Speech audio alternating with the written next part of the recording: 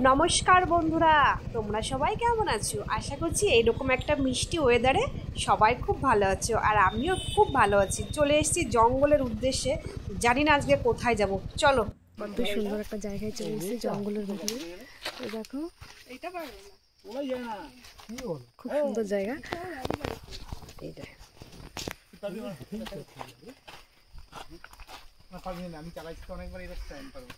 কেমন লাগছে জানিও।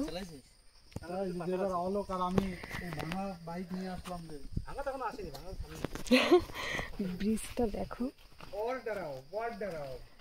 বাবা কি সুন্দর।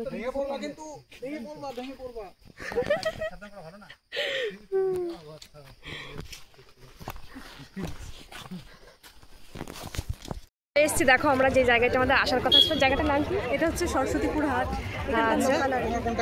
যে একটা হবে হয়তো, ব্লগ করছে, এসে বলছে হেলমেট করতে। তোমারটা তো আচ্ছা, দেখো এখানে মাঝে মধ্যেই আসে, তা ও তার চেনার কিছু নেই, সব লোকজনগুলো তাকে থেকে দেখছে। কোথায় এসছে একটু বলো?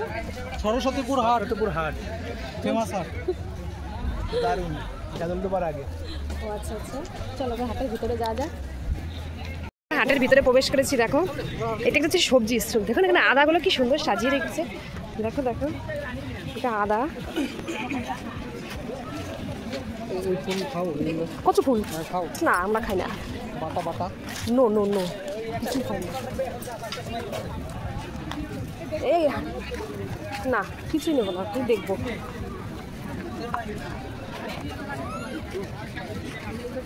হাতে তো মদের, দাঁড়াও, অসীম বেলা কই হাতে তো খালি মদের বন্ধু। মদের তো বাংলা হারিয়া জানে না। হারিয়া মানে জানিস, মদ চুল এরকম টাইপের কিছু হবে।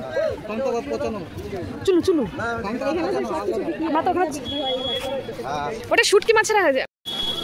এই লাইনটাতে আসো, দেখো যে শুটকি মাছ।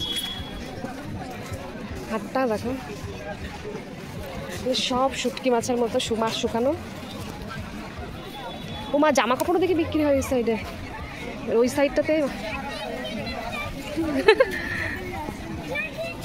দীঘার মতো, ঠিক আছে বাবা।